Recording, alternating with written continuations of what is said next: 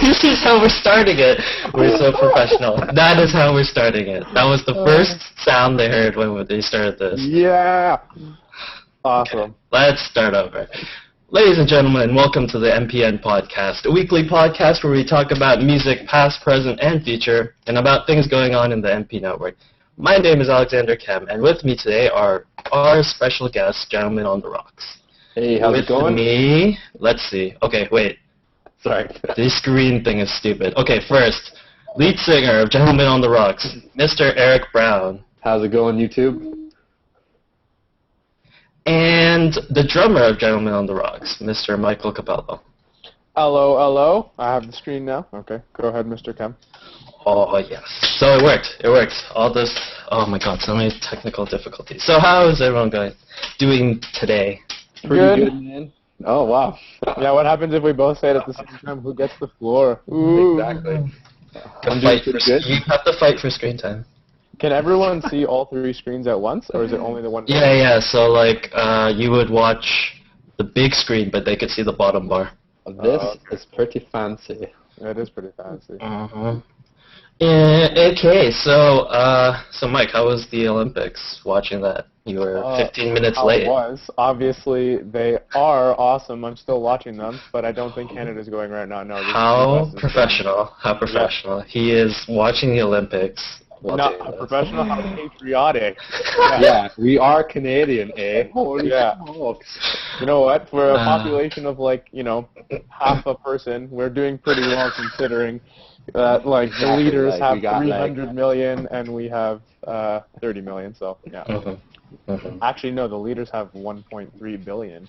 Do you know North Korea is 8th in the world for medals right now? North Korea? Yeah. The communist dictatorship. I don't think it's North Korea. I think it's South Korea. No, South Korea is 6th, but North Korea is top 10. Oh. It's the northern part of Korea. I'm aware of that, Eric. Thank you. Wait. It's ridiculous. They can't even feed their people, and they're winning Olympic medals. What is going on? Holy thunderstorm boom. Okay. Yeah, this was the greatest time to do this, because we're in the middle of a thunderstorm. That's okay. So we're going to prevail because we're Canadian. We'll let these people use their imagination. If the power goes out to what actually happened, it's either A, zombie apocalypse, B, due to inclement weather, or C, because we got tired and we wanted to go have food or something like that. So I'm hoping for zombie apocalypse. I'm hoping for zombie apocalypse too. Locked and loaded. 5 minutes in, we still haven't said anything about music. It's the best way. Well, we'll eventually start. Okay, I guess you guys should introduce your band first, because that would be appropriate. So what type of band are you guys? What music do you play? Well, I'll let Eric do it, but hold on. First, I want to make sure everyone thinks that we're all putting our pressure on him, so I'm going to hopefully this looks like I'm looking at Eric. I don't know which side I'm on your screen. No, I think you're on the wrong side. I think you have to look the other way. Okay, this way. You have to do this. Okay, there you go. Okay, now you can see me.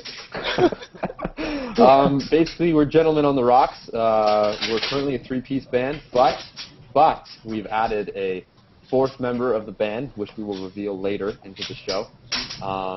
So yeah, that's exciting. We are mostly like a blues, jazz, rock, kind of with a Latin twist kind of feel. Would you say that, Michael? Yes, I like the twist part. Latin twist. Latin flair, even though we have no Latin blood in us whatsoever. Exactly. It's mostly Italian. But what are you going to do? And yeah. Anything else you would like to add, Michael?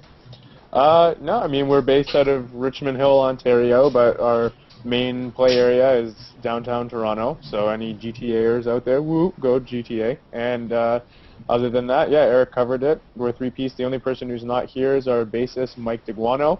Lots of mics in the band. And other than that, yeah, pretty fresh off the press band, so if you guys are interested in looking at anything, check us out. Eric, you know all of our URLs. Oh, don't worry, we can plug that. Actually, plug it now. You might as well. Plug it now? Plug it real good. I will plug it in now. I will give the Facebook first, because a lot of people use Facebook. I don't know if you do it in chat, he'll work. Wait, you can actually write something in here? Yes, people can talk to us, and we can talk back if we wanted. I didn't know that. Huh? Or we could just ignore them. Oh, chat. I see. I don't know if that'll appear on the video on demand, but you could try. Wow. Holy smokes. Did you guys hear that? Did you see it on the chat? Yeah, I see it. Yeah. Okay, so there you go. I'm going to plug in some more stuff. But yeah, we have a new member coming, which we'll reveal at the end of the show. A little, stay tuned and find out who is the fourth member of Gentlemen Rock. Is anyone having a problem with the video where I keep popping up randomly without saying anything? No, not at all. Okay, good. Okay, so we are done with the introductions. Are you still typing? Oh, wow, you're still typing everything. It's okay. You can continue. Okay. Okay, we're going to move on to the next segment because we finished the introduction. So, what we're going to talk about now is what we've been listening to recently, or any shows we've gone to or missed or whatever. Just generally, what music have you been experiencing the past week? And we'll start with, let's start with Cappello. Okay, so I have always been a diehard and long-term Foo Fighters fan, but recently I had a re-upsurgence of Foo Fighter intensity, so I have been listening to pretty much Foo Fighters exclusively, and I've obviously known all their big hits, but I've been going after their like background songs, so like song number 12 on like the third album or something. I want to make sure I'm exploring all their stuff. Really, actually, I'm looking for their like cross, like within album, their cross influentiality on the different songs. So, especially for a band like us, up and coming, any kind of models to go based off of, I think the Foos are a good model. Dave Grohl's awesome. As a drummer, you have to love Dave Grohl. So. I mean, yeah, pretty much that, and other than that, just my staples, the Red Hot Chili Peppers. I've been listening a bit of the Stooks, and I don't know, yeah, mostly Foos lately, though. We watched the documentary recently, I think last week or something. That was pretty good. What was it called? Back and Forth. Back and Forth? Oh, that was a pretty good documentary, I think. Yeah, it was. I like how they, it's like super crystal clear. They cover everything from early Nirvana stuff, which up until now Dave hadn't really been speaking a lot of, which was kind of cool. So got to learn about all that. And I mean, I personally prefer the Foos over Nirvana anyway. So whatever happened with them, if it's personal, especially, I could care less. Like he could keep it to himself. But it's nice to know. But I like to know how all the changes that the Foo Fighters went through, especially in the spotlight. I thought that was pretty cool and pretty revealing. I like it too. I liked it it too how they covered the last album, and they really it kind of came out before the newest album came out, Racing Light, right? I'm not too sure about that. I think so. Yeah. So I liked how you kind of got like a little tease of like what was coming next. So. Well, speaking of tease, I was trying to follow them on their website as a member of their website, and they had like sneak previews, and all the sneak preview was of the tape machine rolling, and I'm like, I don't understand what's going on, because they did it on tape, right? But that's all they wanted to show. I thought they were going to actually show like videos or something, so I don't know, I was really confused. I watched it for like an hour straight of just the stupid thing rolling, and I was like, okay, well, I don't know, you sneaky Foos, you're not showing us very much, so, yeah. It's hilarious. Yeah, it's crazy how Dave Grohl evolved like crazy, like drummer for Nirvana, then he went to the Foo Fighters, and just looking at like the lineup change in the Foo Fighters, it's just insane. It's like what, like a 10-piece band now? Oh yeah, expanded band. It's like crazy. Yeah. Don't they have a triangle player? Yeah. Yeah, that's right. They did that on one of their live performances. They give him his triangle solo every now and then, which is awesome. It's hilarious. And then he has all those like side projects too. So it's like, I don't know. He really does create ridiculous stuff. Yeah.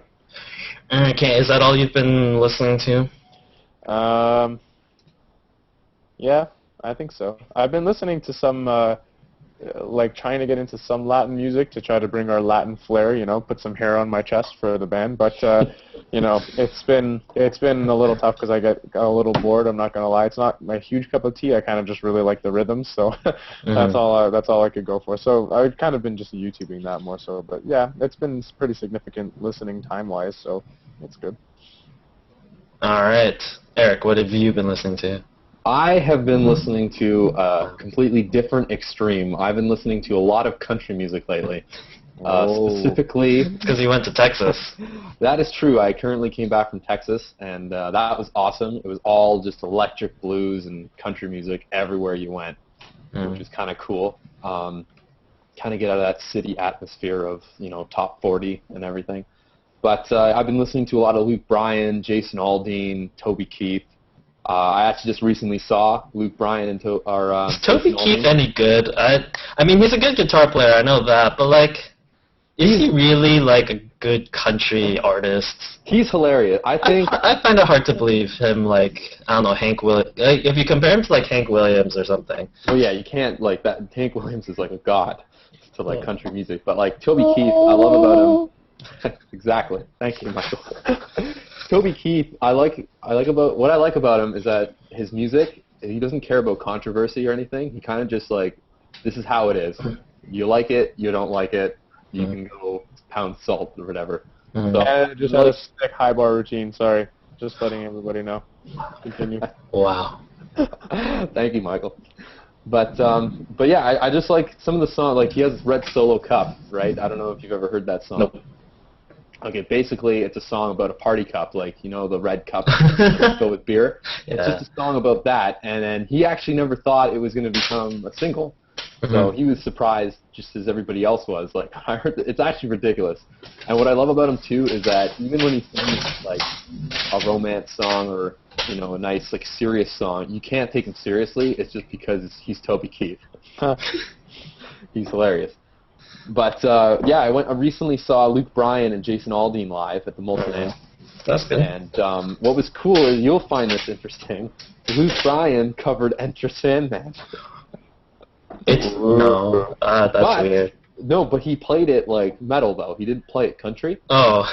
And it was actually really good. And I think I was 1 out of 10 people in the whole. It's that horn guy that I showed you. Yeah. Yeah. The guy on horns. Oh my god, I have to search this now. Wasn't his Billy Bailey? Billy Bailey? Yeah. Okay, we won't show it today, but. That guy is hilarious. But check that out, Billy Bailey. Should we show it on the stream? We could. Yeah, show it on the stream. Do it's it. too good, man. Do it. What's his name? Billy Bailey, I think. Or Bill Bailey. Type in porn, Enter Sandman. Wait, how do I search this thing? Keep talking, because I need to figure out how to do this. So basically that. I've also been listening to a lot of folk music, especially northern UK, Julie Fowlis. I don't know if I'm saying that right, but she did the soundtrack for that movie Brave, that Disney film. So it's kind of weird. Not a lot of people will like it because she's singing in Gaelic, which is a different language. Not everyone's cup of tea. Exactly. Not everyone's cup of tea. Very good, Michael. Because they're British. Okay. But I really like it. She has a really amazing voice, and I don't know, it kind of soothes me. It relaxes me. Okay, I don't know if this works. Okay, if I play it, do you see it? I see your face. And I How see lovely it Cappello's is. face. Oh, and I see Eric's face. Is it going? I don't see it. No one sees it. No one sees it. And I even have my glasses on, so I would not be missing it. Exactly. Yep. But I guess I'll continue to talk as Kehm figures out the technical difficulty. Well, yeah, that's pretty much it. I've also been listening to. I actually recently downloaded the album when I was in Texas. I saw this band called Sam Pace and the Gilded Grit. They were pretty amazing, and I got to talk with them after. And they're out of Texas. They're touring right now, I believe, but they're not coming to Canada, which sucks. I do want to see them again, but they have a new album out, The Feelin', which is pretty awesome. It's if you're huge into blues and Stevie Ray Vaughan, you got to get this album. It's actually ridiculous. This guy is insane, and he has a funny song about a Sasquatch on there too, which is kind of funny. But that's pretty much it. Just country music, pretty much. Just kind of every time I drive home from work and just blare out the country music, pretend I'm a hick. And that's pretty much it. People need to come to Canada. We're very nice people. We like to do everything. Like, look, the drummer of a rock band is like filling everyone in on women's gymnastics. We just like everything. We're nice people. Country people, come play with us. Come play up Okay, with everyone. I don't know how to do this. So I just typed his name in the Bill Bailey, Bailey. Yeah, so just look that up on YouTube and Technology. find something. It's hilarious. It's hilarious. I will tell. Alex sent me that a long time ago, and I remember opening it, and I was like, "Oh, these guys pretty good. I guess they're pretty good." The best. Cover Metallica, and then you just burst out laughing. That was one of those videos that I opened up like on my phone while I'm like lying in bed, and I'm just like, "Oh, wow, Kehm sent me a message. I wonder what this is." And then like 2 a.m. burst out laughing and wake up everyone up. It was so good, so good. Yeah. So is that everything? All the stuff you've been listening to? That's pretty much it. Mostly country music. Brooks and Dunn, all those great bands out there. So, let's see. I just went through my CD collection because I've been working on setting this network up the past week. So pretty much in my CD collection, I just pulled out random CDs and just popped them in. I will give you a selection of what I've been doing. Let's see. Okay, we had Rush's Hemisphere album. That's a great album. That's the one with trees on it, right? Yeah, no, this one has trees and La Villa Strangiato. Yeah. Or as I call it, La Villa Stratego. For some reason, I decided to listen to Metallica's Reload. I don't know why. People, I don't know. Don't question my choice in Metallica stuff. Let's see, what else is this? Oh, Slayer, Season of the Abyss. That's a pretty good album. Then we're going to hip-hop, Eminem, the Marshall Mather LP. Let's see, what else I listen to? Billy Joel, The Greatest Hits. U2's Billy Boy. What else Billy is Joel is just great. Like Billy Joel. I Oasis actually went is to New Jersey recently, and the whole Amsterdam. car ride down was Billy Joel, so I got introduced to Billy Joel real quick. Billy Joel's pretty good. Yeah, Nas is Stillmatic. Rammstein's, I don't know how to pronounce this album name, and Rise Against. And there's a bunch of other things, but like I just listened to a whole bunch of stuff in the background because setting up this thing has been a pain in the butt. So this whole week I learned how to Photoshop, I learned HTML. It's great. awesome. So much work. Yeah, so that's basically it. That's all I've been listening to. You typed in the link to. Yeah, I might as well. Whoa, hold on, interruption. Okay, Ronich, the guy representing Canada for Oh, the tennis player, yes. is from Richmond Hill. I didn't know that. Oh, snap! You are a fool. I know. He trained here at the stupid near Eric's house, that tennis club. Oh, really? Yeah, that's where he trained. I'm basically like in his family then. Yep. 'Cause that's how Must be close related I to him.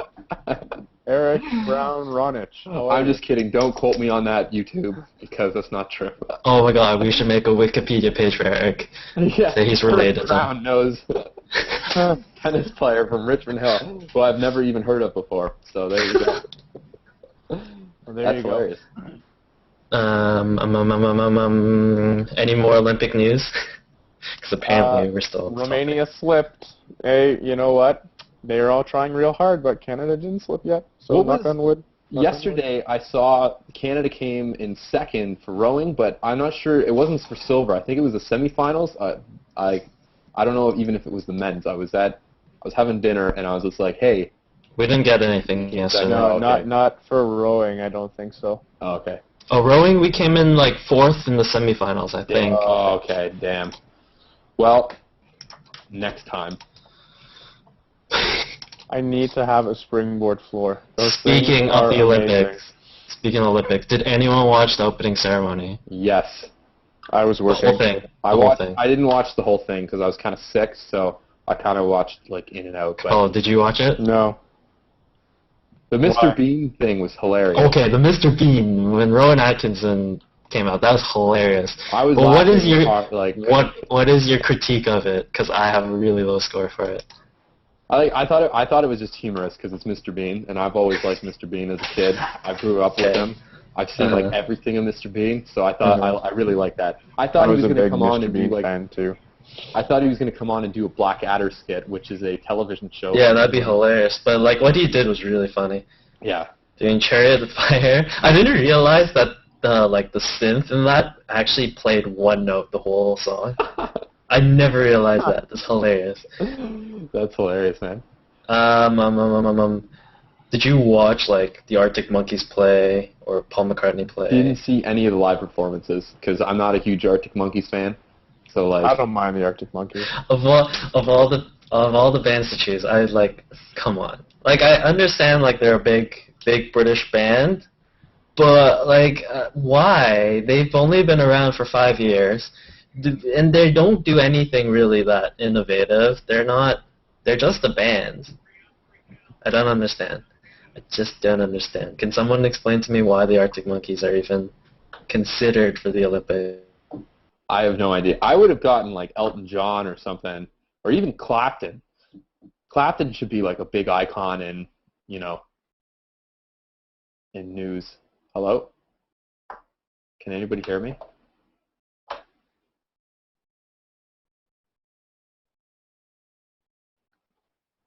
What just happened? I don't know whether I'm still live on the air, but Michael and Kehm are frozen.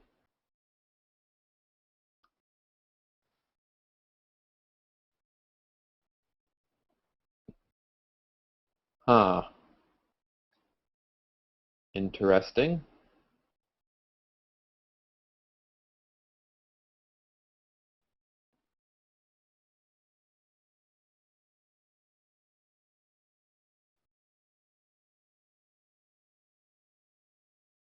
Huh.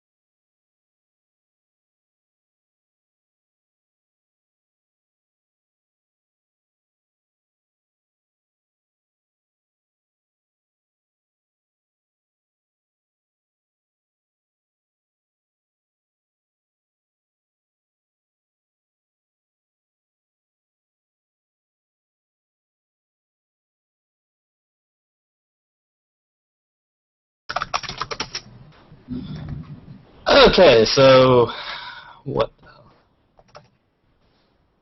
Okay, so the power went out. So that screwed up everything. Bear with us for a moment. We are trying to get everyone back in the call.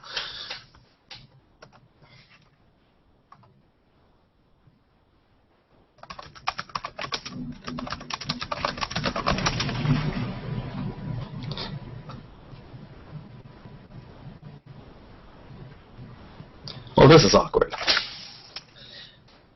So currently we have a thunderstorm, which keeps giving us technical difficulties. My Google Drive is down. I think Eric Brown is completely out of power. It seems like it. He's not on Skype. And Mr. Michael Cappello is currently in the process of joining. Oh, there he is. Hello. We are live with Michael Cappello now. Now I just need to wait for Eric Brown to come back, wherever he might be. Give me a call on our trusty iPhones that weathered through the storm, and he's coming. Don't worry. Yeah, okay. We just forgot how to find us. That's good. So do we know how many lovely viewers we have right now? We have like one now because they all dropped. How many did we have before? I don't know. I don't remember. More than one awesome viewer? Yeah, I think so. Well, to our one dedicated viewer, you're a beast. Very good. And they might not even be watching because like it might have been like they had the stream open and then power went out and it just kept it open. So you never know. Okay, so as we wait for Eric Brown, let's talk about the Beatles because this is our favorite topic. Uh-oh. Because I'm on the side that the Beatles are terrible, not like terrible, but like overrated, and you are on the side that the Beatles are great. Yes, although I think they're good because the more I've listened to them, my dad is a huge Beatles fan, and from them being listened when I was a kid, I never really got into it, but I also listened to like Jay-Z when I was a kid, no offense, but that shows how far off I was. So, what's it called? I was listening to some songs, yeah, and I was starting to like pick up as a drummer and like just basic things that you hear a lot in music, and you're like, wow, they had it all the way back then, or like he was doing that all the way back then.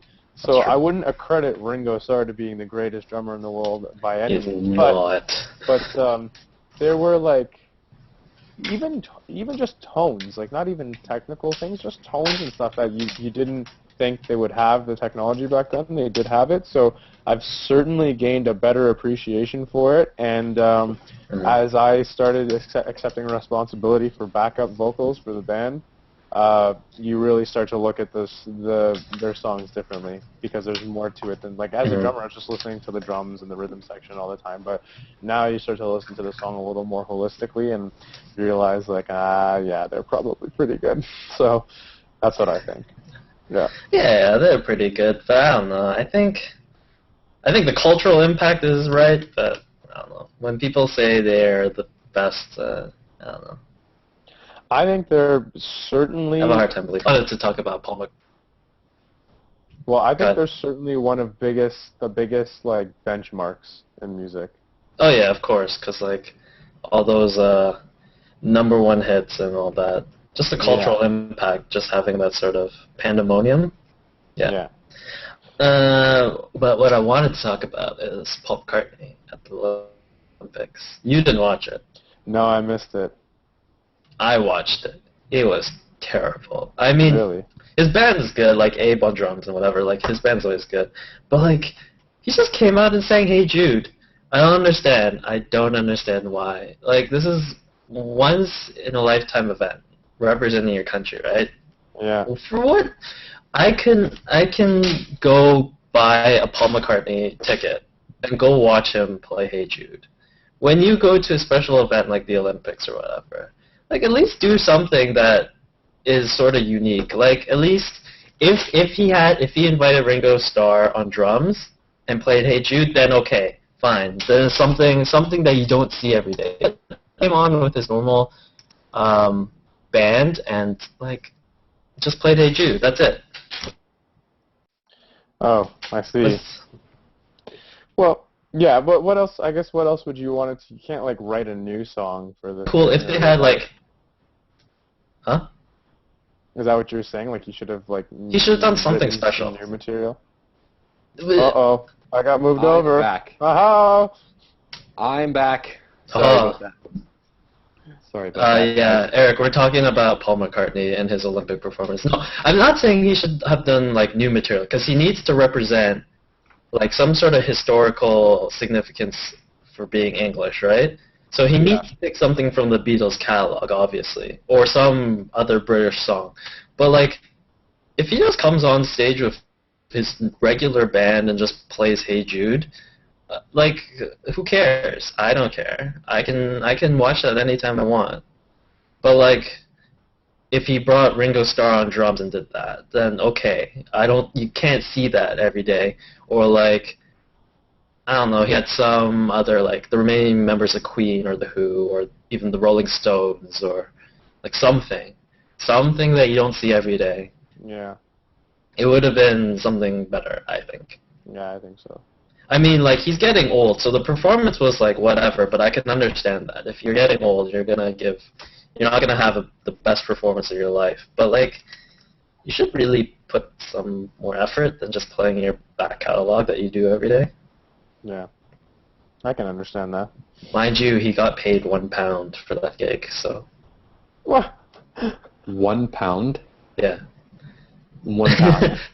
No, like, technically they're supposed to do it for free, because, like, it's for their country, right?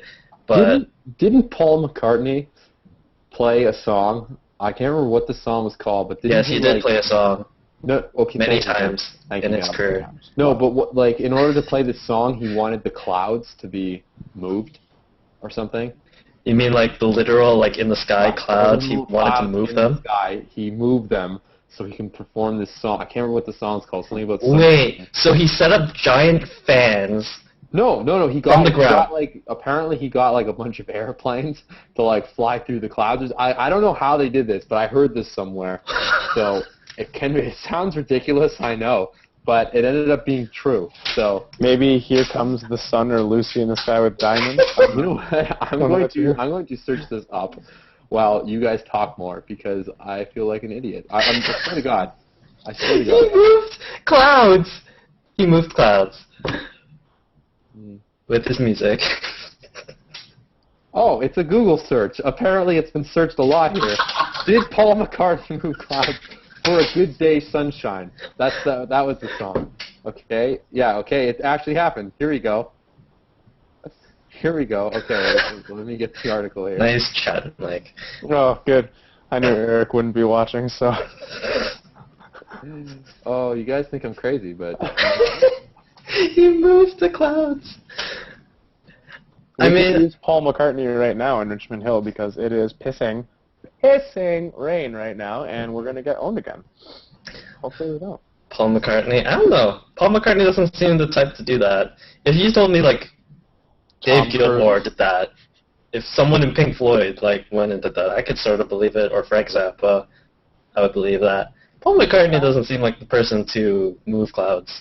Yeah, it costed him if you need a certain personality type to move clouds. I don't know, like, it costed him £55,000 for 3 jets to spray the clouds above the city with dry ice. Okay, because apparently, like, it was the research. What? Or something. Yeah. This is in Russia. Oh, okay. Only in Russia. Only in Russia. Hey, you know what? Maybe. So there you go. So I'm not crazy. Look that up, children. You think Paul? No, I'm not crazy. Okay, Eric is crazy. No, gave like cloud storage to everyone. Paul McCartney was like, been there, done that. I own clouds. I control clouds. Like, I have like my guitar, my bass guitar is way up there in one of the clouds. I've got cloud storage. You know what's funny? If you look it up, you'll find it. The Russians have controlled the clouds for me. No, I'm not disputing you, Eric. I'm now just making fun of the fact that this actually happened. Oh, okay. Yeah.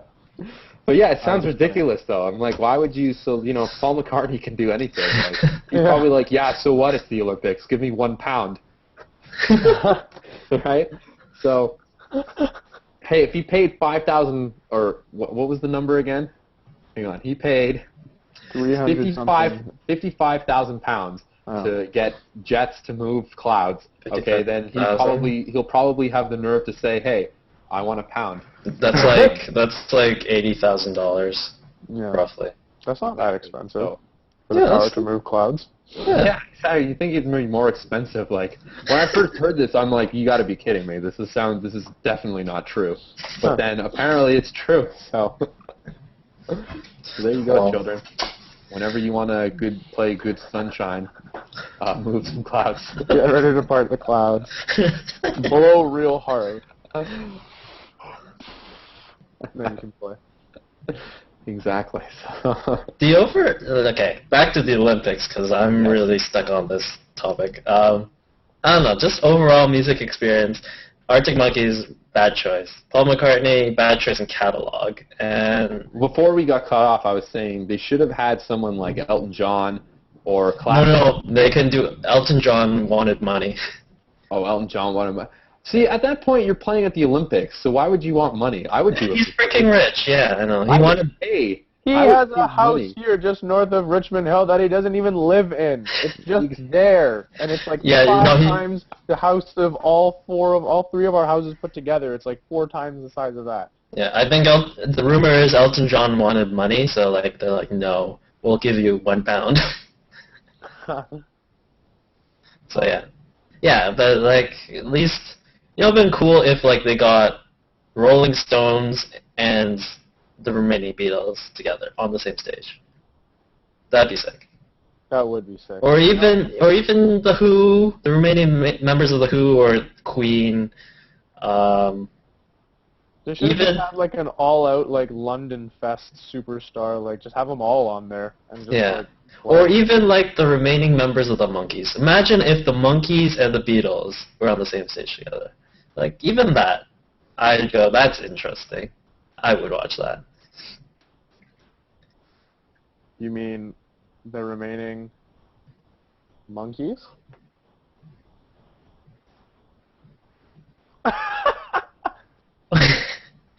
Well, I scared Eric away. Oh my god, you just dropped Eric. You just dropped Eric. That's okay. We'll replace Eric now with the remaining member of the Monkees.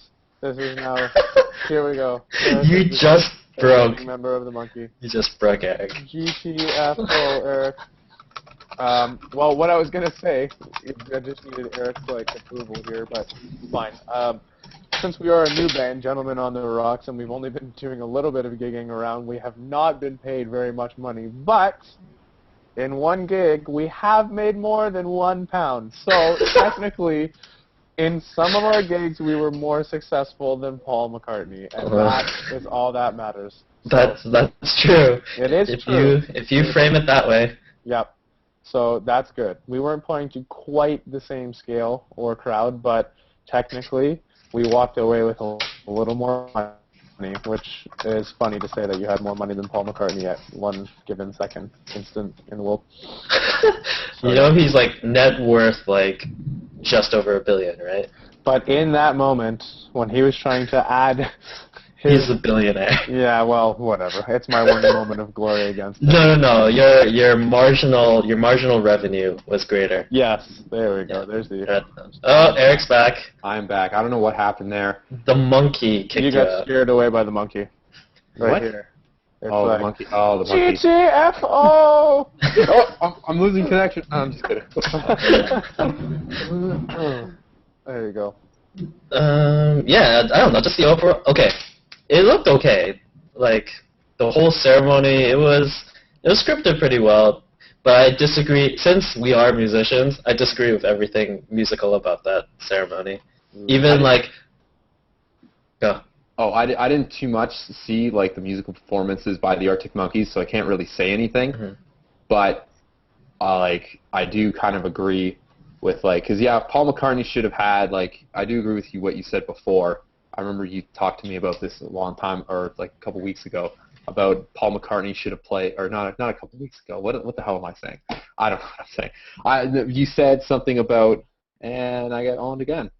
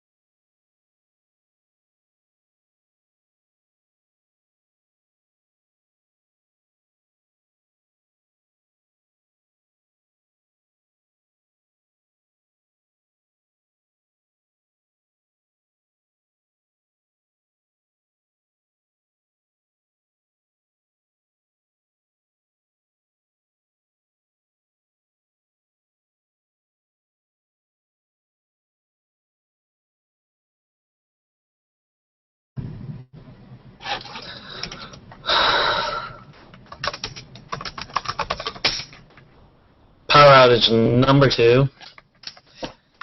This is the worst day to launch the network. This is great. This is, oh no, I might be, oh no.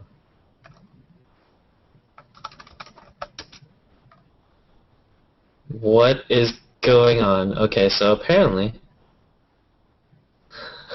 we're all in different streams. So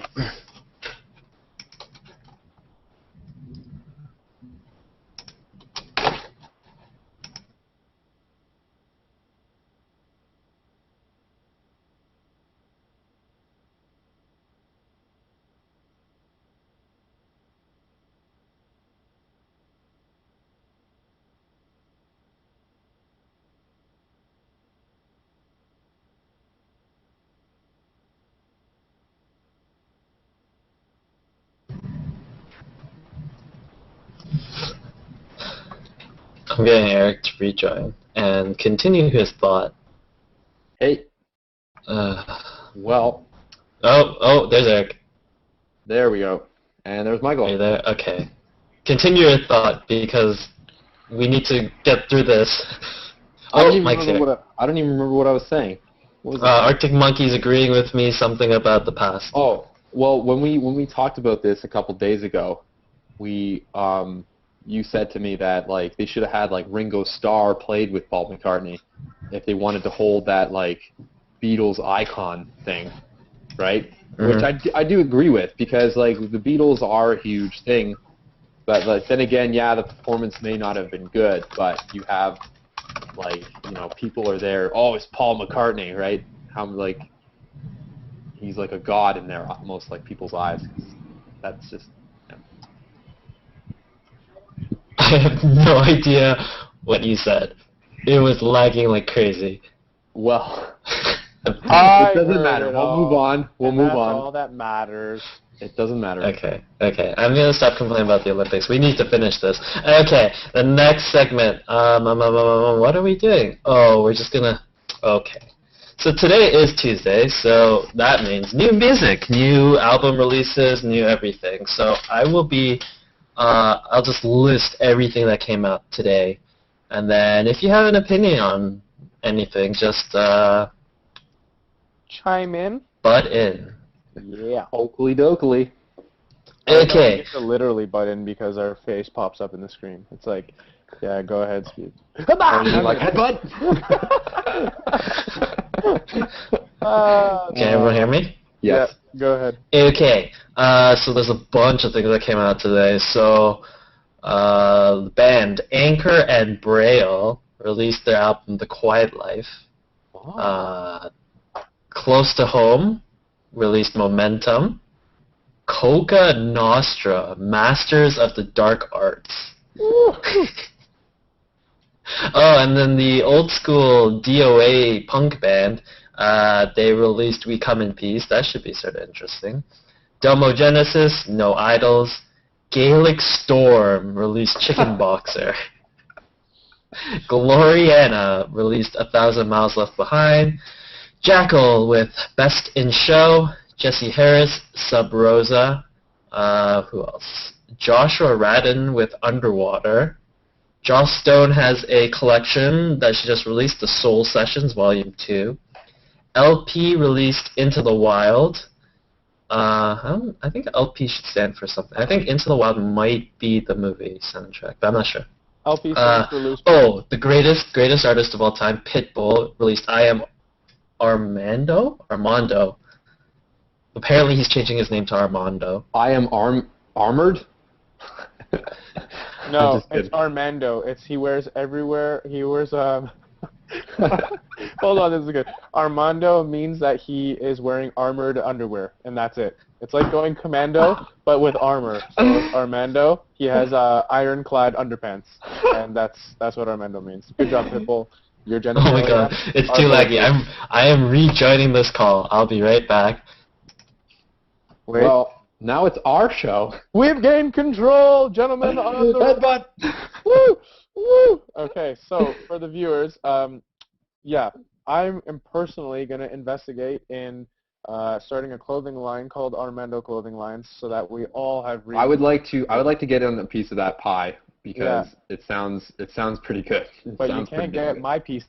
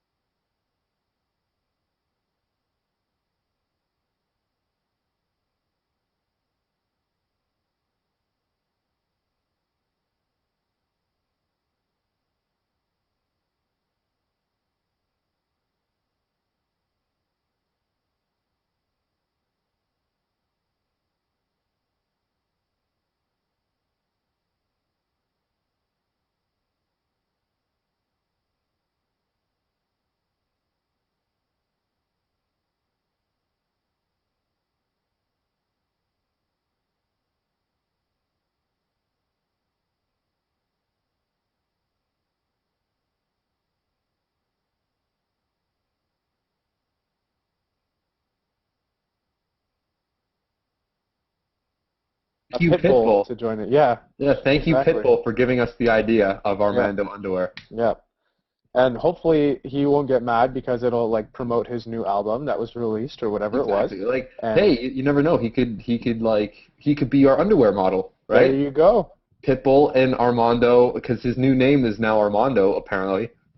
That's right. Now, if the clothing line goes super successful, I mean, some places have gone into clothing line into fragrance lines.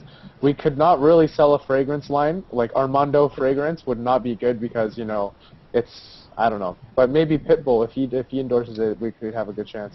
Exactly. Yeah. Hello, Cam. Are we still talking about Pitbull? Yes, in a sense. Yes, that's what we were talking about, and how much of an artist he was. Yeah. Exactly. You can take over now. This is your show. The gentlemen on the rocks put their 2 cents in. I'm catching like 50% of what you guys are saying because it's lagging like crazy on the side. It's okay. Okay, from Pitbull, we're going to, who is this? Ponderosa with Pool Party.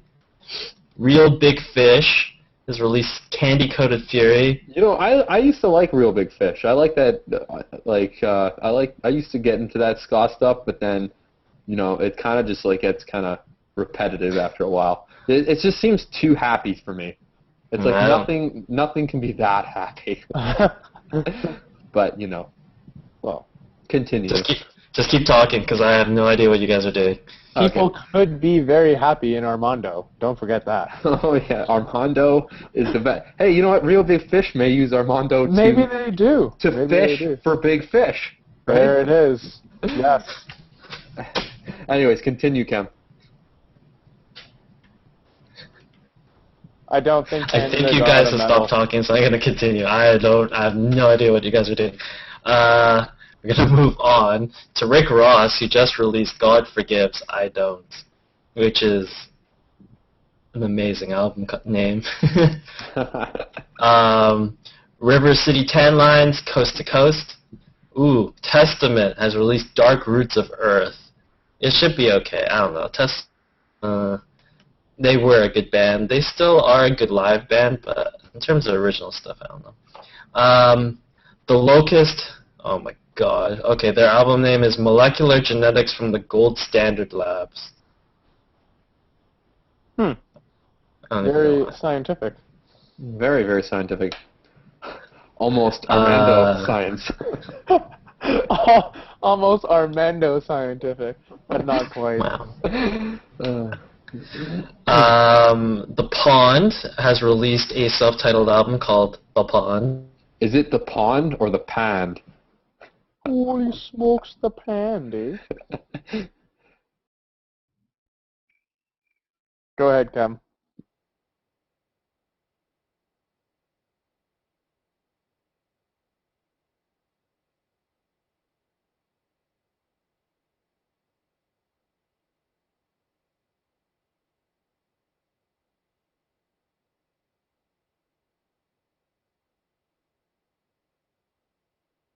You can.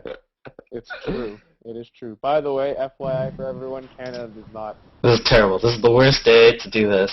I'm pretty sure like all my neighbors are just live streaming at this current moment and causing an overload on the servers. Okay, let me just finish this list. Just two more. The new no.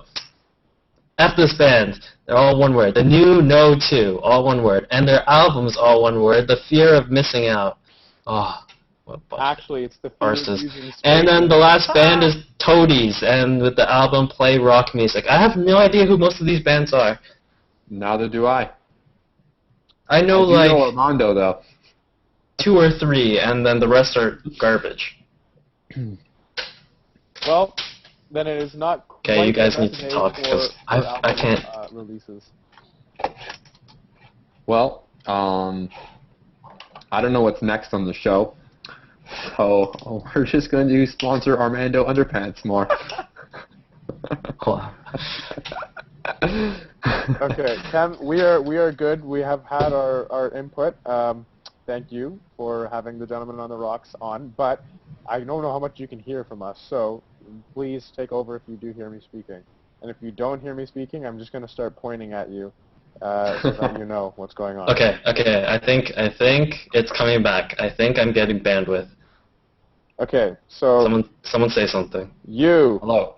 finish Alex Kehm, leader of MP Network podcast. No, it's definitely not working. Okay, we're moving to the next topic. I don't know what you guys are saying. The next segment, we're going to guess topics. And we're going to start with Eric, because I don't know what your topic's going to be. But Okay. Well, I've already Eric, talked just about thumbs up moving- when you're done, okay? So he knows. Okay, I already talked about like, the clouds and everything of Paul McCartney moving, but I do want to talk about the new American Idol judges that they're trying to find. I don't know if you've heard anything into this, especially. You know what? I'm gonna type this into the search bar, or Mike, type this into the chat bar so Kehm knows what we're talking I heard about. American Idol judge. Are you talking about Mariah Carey? Yes, Okay. Kehm, I am. Okay, but basically, like, I'm also talking about the fact that, see, it's good because Cappello in this case is our translator, and he's translating to Kehm.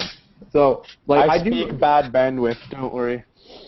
I do agree with the fact that, yeah, they do have Mariah Carey, but, like, I heard that they wanted to get Adam Lambert, one of the original, like, people from, like, the people that one of them won or something. I can't remember what music he sings, but anyways.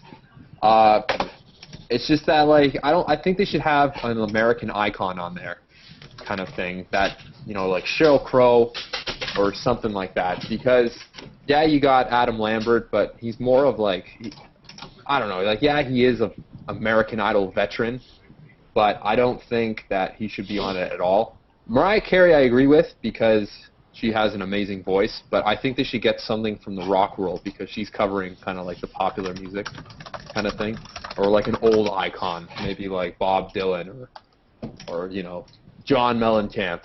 Just throwing names out there. What do you think, Mike? I think your points are very valid. I think any of those like judge things should have where was Piers Morgan from originally? That was from America's Got Talent, I think, right? Yeah. So he's like British and like very to the point and everything. Like they had, it's not America's Got Talent was so diverse, but they had like totally opposite and conflicting personalities in the judge panel, which was good because then while heavy metal may not be for everybody, it is for some people, and you need someone's personality to reflect that. So, like, if I don't know, jugglers are not one person's perspective, then like flame eaters are or something. I don't know, but I get what you're saying because if you have Mariah Carey, she's great. Like, she's got a great voice, and she's been that top 40 representative, that pop singer, and someone who is that talented with a voice could have some pretty valuable insight and like judgment.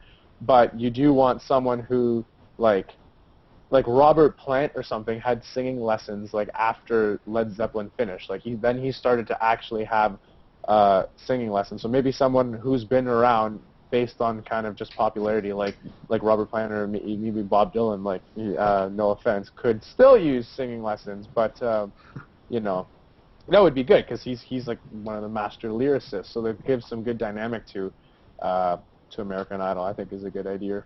Yeah, I think that's good. I wish I could contribute to this conversation intelligibly, but I don't know what you guys are saying. Well, you came in at the right time, at least, so that was good. Yeah, I saw your mouth stop moving, so I was just like, I think this is where I should come in. But if we're talking about American Idol and my opinion on Mariah Carey as a judge, it's a pretty good choice. She is one of the best, used to be one of the best female vocalists of all time. She has like a ridiculous like 8-octave range. And she was a really good singer in the early 90s. But then, like, whatever, she, like, changed her career. She went totally pop, totally image-driven. Her record label decided that they just wanted her to be sexy, and that was the image they were going with. They didn't want her to be some songstress with a ridiculous voice. So it's a good choice because, like, she does have the image, but she also does have the talent behind her to actually judge people. That is true. I totally agree with that. Totally agree with everything what Kehm said. It's just I think that they should make a smarter choice instead of trying to get views because, in a sense, what I liked about the last season with Steven Tyler and Jennifer Lopez and Randy Jackson or whatever is that they actually gave their artistic input onto the singers, so they're actually saying that this person is good, right, instead of just getting views for the show, right? Because I don't think that should be a show that should get views. But not to mention, it already has views. I'm pretty sure it's the #1 show on TV, so it's not like people aren't going to watch. We're in, like, season 3 trillion right now, so they will watch. Even if you do get an old icon, you're still going to, like Mariah Carey's there. She fills out the younger generation still. And then if you get an old icon, you're going to bring more of an older generation. Like, that's the worst that could happen. Yeah, everyone who watches has parents, and the parents will get a kick out of that, right? So exactly. Yeah. I'm pretty sure you guys mentioned it, but who's the other judges other than Mariah Carey? We got Randy Jackson. Mariah Carey wants one of her friends to join or something and then they're thinking also of getting Nick Jonas too from the Jonas Brothers. But like but the thing, I think they need someone that's been around a lot. Like a producer, maybe. Nick Jonas can, Nick Jonas maybe, because like he can tell them what the business is like, what stardom is like. He can give that perspective. They should have him as a guest judge then, because if you're there looking for talent, because that's what it is, then you should have an American it doesn't have to be. I think someone that's been around the business long enough to say, hey, that person's good, right? That person has talent. Yeah. So that was my guest topic. So if anyone else wants to input onto that, go right ahead. I would input, but I don't know what you just said. That's okay. It was a pretty lengthy discussion. It's good. Oh, I just found out why I'm using ridiculous amount of internet. I was thinking something apparently. Okay, hopefully it comes back in 20 seconds. So I don't know. Just for American Idol, they have to have two things. They have to understand what it's like to be famous and how to handle that so they could give it to the contestants. And also they need to be able to critique singing. So they need to know how to sing. Exactly. Other than that, it's American Idol, so you can't really put too much importance on it, really. That's true. Anything else? That's it. Good. We got through our topic. Okay, Cappello, what's your topic that you brought in? That I brought in. Well, let's think. No, I actually have a topic. Okay, so I was just curious. A cousin of mine is a professional violinist. She was playing with the New York Symphony. I think she's trying to move to the Waterloo one now. But she's done some recording. She did a recording with, what the hell's her name? Amy something? The lead singer of Evanescence. Yeah. I don't remember her name, but I know who you're talking about. No, I just heard Amy, lead singer of, and I could tell you right now if I heard the band. Evanescence. Amy Lee. Essence. I don't know how to spell it. Amy Lee. Okay, Amy Lee. There you go. Okay. Whatchamacallit?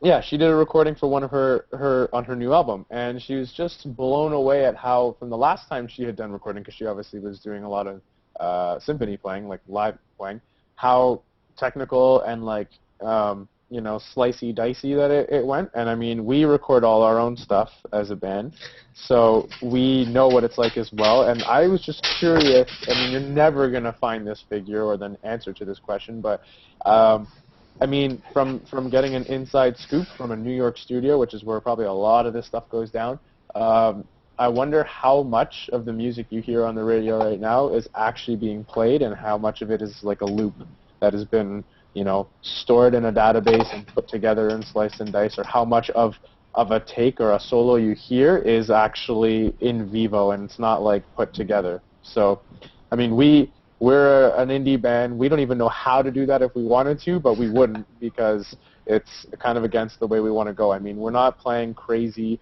melt your face off, slash, like tears running down your face when you see his fingers move kind of music, but we are playing simple stuff that is real and live and kind of in your face. So I'm just wondering how much in the music industry, where people are just going gaga, no pun intended, over that stuff, how much of that they actually are doing, and how much of an artist a lot of these people are, because it seems like they're like a front with a technician behind them. So I don't know. Kind of goes back to what Mike, type in your question into the chat because I don't know what you said. How much of music nowadays is actually Armando Underpants and recorded? And how much is from a loop reservoir? How much music nowadays is actually performed? Do you understand, Mr. Bad Bandit? Oh, how much is like actually like just samples? Yeah. So much, like a lot, because it saves a lot of money, especially for if you're doing like a pop song or anything like a backtrack. That's all synth work and it's just on loop continuously. Right. And then my question would be, I guess here's the bottom line question is, who wants to pay for that? Who wants to pay for someone taking a file? Apparently everyone, because I know. Look at all those like the pop records, the top pop records, Lady Gaga, or I can't even name one. What's her name? Damn it, British singer Adele. Just look how many records they are selling in an age where you could get this for free. Like, people pay for that. Think of Pitbull. Like, people are paying for his records or his ringtones or his hit songs, whatever. But they're not paying for his Armando yet. Not yet.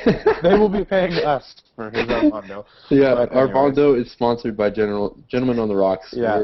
We're starting our own clothing line. Yeah.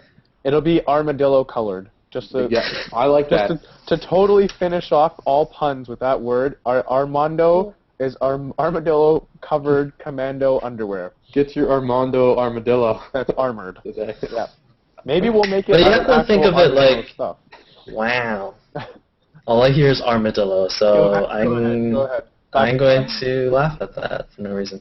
No, but like even if you're like, if you frame it a different way, like if you're thinking of loop samples and pre-recorded stuff, just think about like using Pro Tools or stuff and like cutting stuff out, putting it digitally, and this is all like fake. It's not real analog stuff. It's all, whether you loop it or if you just cut and paste and redo the thing. Like, if you record the backtrack for verse 1, you'll just copy and paste that for verse 2, right? Yeah, that's exactly what I was saying earlier. I don't think you caught all of it because it was cutting out, but I did get into all that, and I was saying how we make our music because we record and edit all our own. That handsome stud, I don't know which side he's on. One over there, he's the audio engineer of Gentlemen on the Rocks. Hey. So, whatchamacallit? I mean, we do it digitally, but there's like a use and abuse of digital, and then there's the beauty of digital. So the beauty of digital is that everything comes in nice and clean, and your tones and everything are clean, and they're easy to manipulate when you are exporting and when you're uploading, the sizes are small, but then there's like the ethical line of like, you know, they're just cutting and splicing and engineering the song. So really, you're not listening to the artist. You're listening to the technician behind them. And then, of course, you're listening to the artist's voice. I mean, that they won't ever mess around with because that's really, I think, what bottom line is what's selling in these artists that are doing that kind of stuff. But I just thought it would be interesting to bring it up because I had, I mean, we're not professionals, not quite yet. I mean, fingers crossed. But down the road, hopefully, if we could ever get into one of those kind of real studios or get a chance to experience it like my cousin has, I think that it would be kind of a shock to see just how much of that work is being done by not the artist. And then that's kind of what is being a facade from the product that you're buying. So I thought it was just interesting to point out. And since we do all the work ourselves, we know what it's like. It comes down to your budget, really, because like it's so much cheaper just to record one verse, just copy and paste it over and over again. Yeah. It does really come down to numbers. If you're trying to reduce costs, then you're only going to hire a set of musicians for 1 hour instead of doing it for 2 hours, right? Yeah, and it also makes the music, like the production, it's kind of like nowadays it's going back to like the songwriting production back in like Tin Pan Alley days where they're just pumping out songs. Like they can pump out songs in seconds if they wanted to because of like, yeah, they're using loops and stuff, but I know Philadelphia records back in the day, they would have like orchestras and everything play on the albums, and I think the song Hold On I'm Coming, I can't remember the band, Salmon something, but they recorded that, and it would, sorry? Oh, anyways, they would record that, and then, but it would take a long time to record, and then they'd have to mix it down. So it was this way they can pump out a lot more songs and sell them kind of like as products. So that's the age. But yeah, that's what I mean. Like you're totally dehumanizing the whole aspect of music if you do that. You start pumping out songs. That's like pumping out chickens in little boxes. You know, that's farm food, and it's factory food. It's factory food music now because all it is it's whatever company is behind that wants to maximize their profits with as little costs, right? But that's not what the music is supposed to be about. It's supposed to be art. So, like, yes, I can understand that you have to hire a studio musician, or you could just be a musician, and then you could, you know, spend the time practicing and learn how to do whatever you're supposed to be doing and get together in a group, because there's supposed to be a lot of collectiveness and a lot of community-based stuff when you are a musician. Yeah, I mean, go back to historically, it's going to be like that, and I think like even the MP network is kind of trying to stand for that, to trying to bring a collaborative stuff together, which is good. Well, yeah, exactly, because like when you get a bunch of musicians together in a room, it's kind of cool because like, yeah, I've jammed with tons of people in my day, and it's great because like everybody has their own creativity. Right, their own creative input. Like I'll play a song to someone, like, and then he'll play it with me like a certain way, and then I'll play the same song to someone else, and they'll play it completely different. Right, they'll play something completely different over it. They'll think, oh, this would be cool. You know, that's what music's about. It's just coming together and making something with like, you know, combining creative thoughts and everything together to make like and produce a great product. Okay, I caught most of that, but you have to think of it this way: like, whose time are you like doing this recording or writing music under? If you signed your life away to some recording company, and you're supposed to be writing and recording music for them, you're doing it under their time because they're paying you a salary or some sort of lump sum money, right? So the record label's not gonna sit there and let you think about it for like a few days, right? They're going to try to push out as much music in the least amount of time and most cost effective as possible because you are under their time, because they own you essentially. Mm-hmm. So once you do sign to a label, they own your music, they own your time. So it's I wouldn't fault the record companies that much because it is their money. They're hiring you as an employee essentially, so they're making you work and trying to do it most effectively. I would blame the artist for signing with the label and selling their time away or their music away essentially. Yeah. Because they're the ones that signed it and decided, okay, I'm going to be paid this amount of money to make this music. But if they're not signed to anything and they're doing it on their own time, then they could do whatever they want.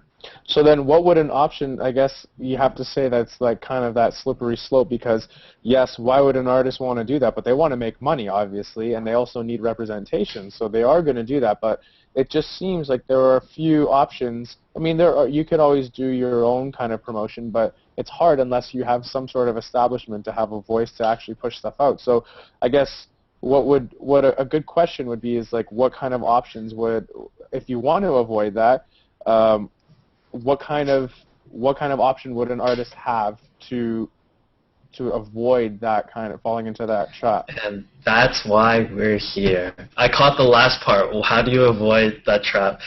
And that's why we're here, so that there's alternatives. Because like even from the beginning of recorded music, from like the 50s or whatever, music has always had sort of that monopoly on the artist. There's no real other way of making it, right? You need some sort of representation by a record label who's going to put up the money to make your records and all that stuff, because there was no internet back then. You couldn't really market yourself effectively because you had to pay for radio stations, TV if it was around, making the actual record, blah, blah, blah, blah, blah. But now that there's the internet, it's really easy to market yourself. You just need to find a way to show the world that there's something different about you, some sort of thing that makes you stand out. That's all you have to do. You don't need to put down $100,000 for some marketing campaign. Just need to put in the time, Yeah. and show some creativity. Exactly. Yeah. So like, yeah, it is for like artists back then, or even some artists, a lot of artists today. It's inevitable that you would sign with the label if you had the chance, because they are giving you quite a bit of money to do your music, but you are selling a part of your integrity if you do sign with a label, because you are restricting some of the freedoms that you would have if you didn't sign with them. Because you do need to, like, if someone's going to give you money to make your music, you need to sort of be liable for at least something, right? You need to produce something. If you just sat there and just thought about your music and someone was paying you, I would consider that sort of like stealing, right? That's true. You're just lazy musician, so. That is true. Yeah, no, I think that's that's a good option. The MP network rather is doing a good job by doing that, because I think that like anything, you're going to have your big corporations that have the power and they have their methods, but you're going to have individualists or indies who are going to want to try to do it the right way, or do it the way that is most true to its form, and I think that's a good way to operate. No, like, the reason why we do, I decided to start this because, like, okay, major labels obviously isn't the answer. Indie labels, they're stupid. Their business models are terrible. They're still trying to make records. I don't understand why they would put up the money to make a record when it doesn't sell. Their business practices are stupid. That's why we created this, because there is actually nothing quite like what we're trying to offer. There's a void in that sort of market and that sort of distribution. The business model that we are using, in terms of music, it really doesn't exist. So we're trying to get in there. Because like indie labels, as much as they're like cool and will give you the freedom to do it, they're still trying to make records. They're still paying the artist some sort of salary to make music. Mm-hmm. Yeah. So it seems like this is one of the good options based on that question, that you could, if you are an aspiring group or artist like ourselves, that it would be something to consider. And I mean, I think we believe in that, because we have done everything ourselves from the ground up, and it's nice to get some sort of representation or an organization that follows and really backs us on that and lets us make our own decisions. And it's also pretty cost effective for us because, you know, there's not too much risk for us, which is a nice option. As a, you know, we're young, just recent graduates, or still students, and we're not going to have a whole lot of money to throw around, so, you know. No, but like, see, the reason why we're different from everyone else, we're not paying artists on our network a salary. We aren't paying them to make music. If you make music today, fine. If you don't make music today, that's fine too. We're taking a percentage of whatever you do. So it's up to you to think about your music for a day, make music the next day. It's really on your schedule, but we're providing you the tools. We're giving you all the copyright, whatever, the networks to network with other musicians, setting up all the web stuff, how to distribute music, connecting with your fans. That's what we're providing to the artists on our network. We're not giving you a salary. Mm-hmm. So if you don't make music for this week, then it's up to you. It's your choice. You're not obligated to do anything. Exactly. Yeah. Nice. Is there silence? I'm not sure. I said nice, Eric said mm-hmm, and then you said, is there silence? Okay. I thought there was like silence completely, just awkward silence. Anyone else have input on this? Nope. That's it for me. I'm satisfied. Oh, we are through. So it's, what time is it? 1:51. So we're like an hour 20 in. So we're almost done. We should just wrap it up because the internet on my side is just brutal. I can't hear anything. So we're going to the last segment, which is our outro and pretty much just a shameless plug for our guests and the network. So whoever wants to promote Gentlemen on the Rocks, go ahead.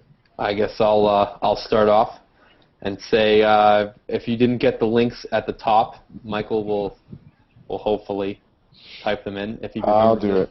Yeah, hopefully I do remember. So we got a Facebook site, we got a Twitter account, so follow us on Twitter. That's mostly me tweeting, so you'll get that. And we have a YouTube channel too. We have a couple videos out, which is awesome, so check those out. And we got some future stuff coming. We got 2 new songs that are almost done. I won't tell you the names yet because we don't have a name for one of them.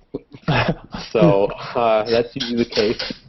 And I'll let Michael do the honors of introducing the new band member. So. Ooh, okay. Well, you can take over. I posted the Facebook and the YouTube, Eric, and I'm trying to get on to get our other computers being a little slow, so I'll just take over here, and you can take over that. Whatchamacallit. The new band member actually was with us a long time ago in the inception of one of our precursor bands, and he's come back. He's a very diverse, talented individual. We're glad.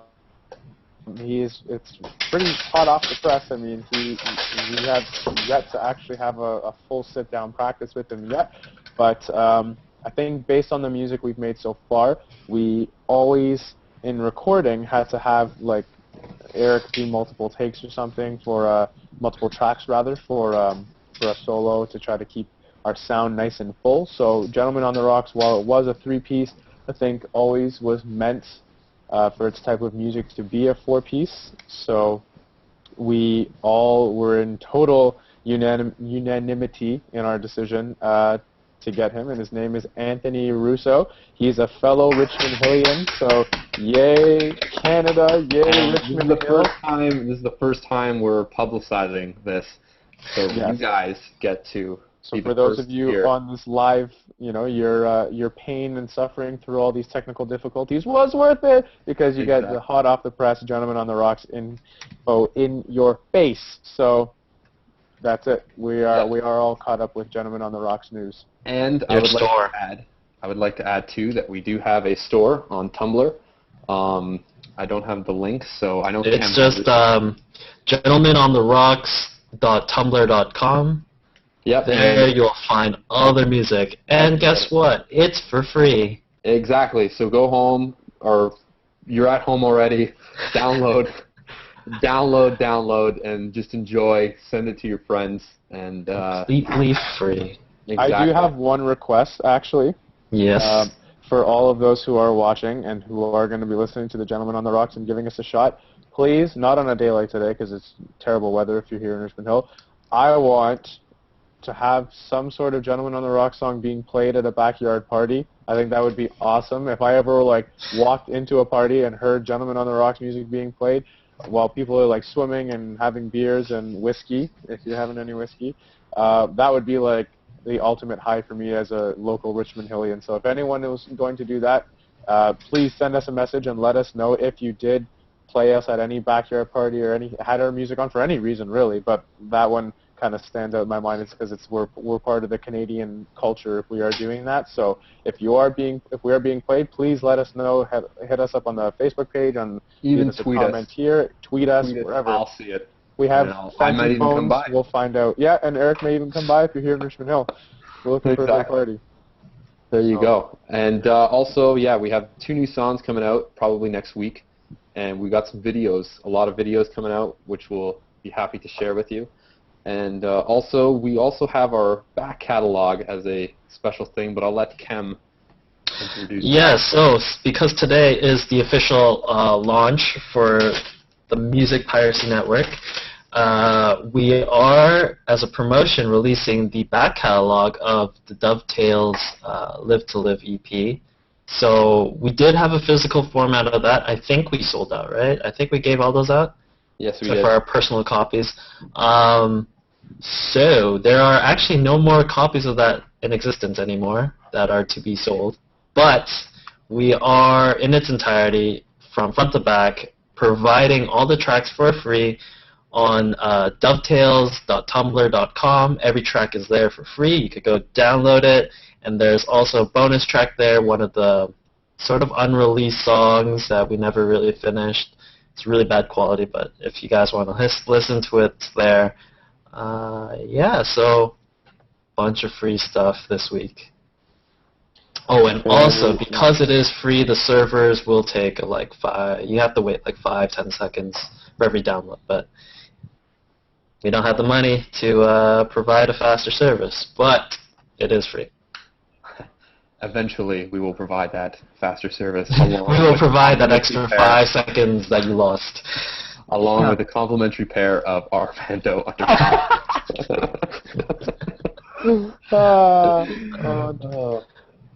yeah, and the network is all online, so you could go youtube.com/musicpiracynetwork, musicpiracynetwork.tumblr.com. We have Twitter, but Twitter is the MP Network, and also Facebook is the MP Network. And our Google+, there's no actual URL for that, but you can search us. And that's about it for today. Any closing remarks from anyone? Well, thank you for having us on the show, Kehm. You've been great. This has been a lot of fun. Yep, and we actually talked I guess we had some technical difficulties, but we went for an hour and a half. Good. We braved a thunderstorm for all of our viewers, so I hope you know that. Yeah, we had 3 power outs or something. Yeah. Oh, how's the Olympics? Canada did not. Oh, they went. No, not so. Yeah, Canada did not place on the podium for women's gymnastics. The States absolutely crushed. There's the one female, the head one of the team is doing the individual. She's representing for the individual, and she annihilated. She got perfect on everything. She did really well. So you gotta tip your hat to that. I mean, she did really well. So that's good. Cool. Okay, so we are signing off. Thanks to everyone that watched on the live stream. And this will also be available on our YouTube channel, youtube.com/musicpiracynetwork, as a video on demand right after this broadcast. I might edit out the power outages. I don't know. Maybe. I'll think about it. Okay, thank you everyone for watching. Thank you very much, guys. Bye-bye. Have a good one. Guys. Bye.